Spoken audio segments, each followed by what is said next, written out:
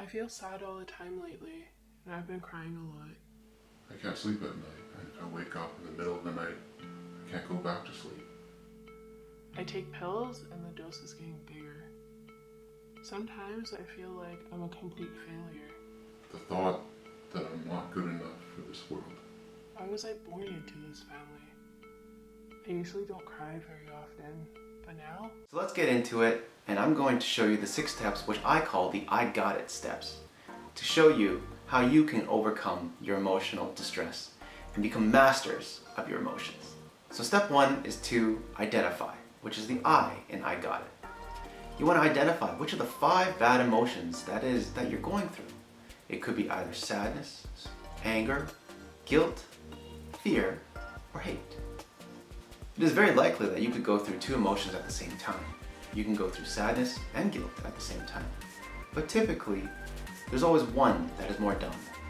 Once you identify which one is dominant, then we can actually start asking some self-introspection questions that will help you. First question is, how do I know that I'm going through this particular sadness? Or how do I know I'm going through this particular anger? And what makes it that way? And finally, could I actually be going through something else? Could I see this in another way maybe? I know it's not easy trying to ask yourself these questions when your headspace might not be right, but I guarantee you, if you take this step to pause and identify, it'll go a long way, and you follow the next few steps, it'll take you even further. Step number 2 is actually G for gain. Gain some certainty. Look inside, and once you've identified which one of the emotions it is that you're feeling, you want to gain some certainty. Tell yourself, so I'm a little sad, or I'm a little fearful, or I'm a little angry. Putting that little in front of it goes a long way because you start to dampen the severity of the actual emotion. And once you manage to do this, you gain a sense of correctness and honesty, which are both essential to any type of communication, either with yourself or with anybody else. Step number 3 is O for overcome. How do you overcome it? Get curious. Once you start to get curious, start asking yourself more and more questions. It actually lightens the severity of the actual emotion that you think you're feeling. Doing so brings light to any perspective. And by asking questions, interrupt your emotional state. And once you've hit this step, you're going to ask yourself 3 questions. What is the fastest and easiest way for me to see progress? To get out of this funk? Second question, what am I missing? Finally, third question, how can I prevent this from happening again? Step number 4 is T for transform. You're going to transform from insecure to confident. And the quickest way to do this is actually to remember a time where you've done this before. You've gone through a lot of hardship in your life, I'm sure. Even I have. But you've also gone through it and successfully passed it. You've dealt with it before once, you can do it again. So to build that confidence, think of a time where you've gone through a similar emotion to the one you're experiencing now. And remember how you successfully got over that. And if you can't think of a time where you actually went through it yourself, find somebody who did.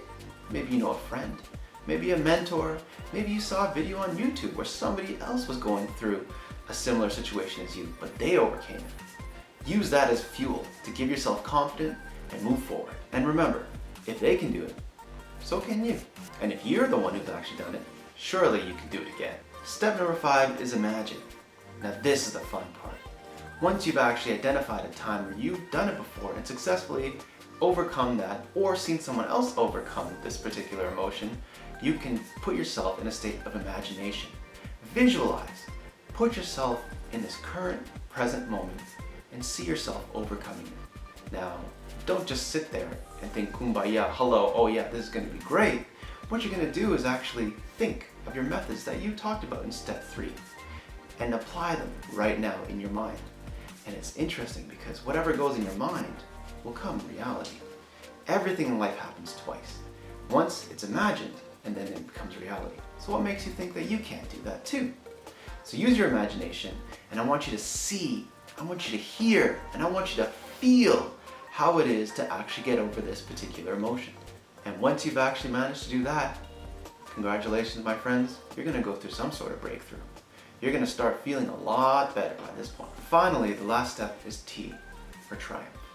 You're going to start feeling this new confidence, success from the previous steps, you're going to be able to actually go out, figure out what it is from step number 3 that you decide to do, and take action. Do it with urgency, and show yourself that you're actually more than what you think you are. Think about questions like, what's in it for me? And why do I need to get over this? Why is it so urgent? If you want it badly enough, I can guarantee you that you're actually going to get it a lot faster than you think. And while you're at the end of this 6-step process, start to feel grateful. Every problem in our life is a blessing. I know that may sound counterintuitive, but if you think about it, all the problems that you've had before are what shape you into who you are today.